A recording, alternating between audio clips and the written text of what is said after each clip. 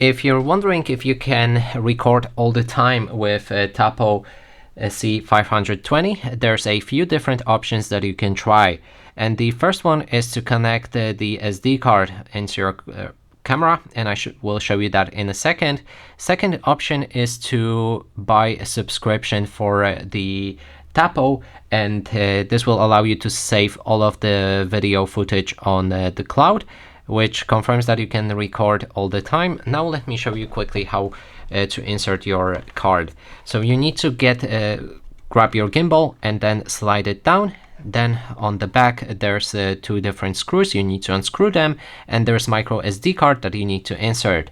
When the SD card is inserted in your device, you need to go back to the app, click on the gear icon in the top right corner of the screen, move to storage and recording, and activate local recording, which will make your camera record all the time.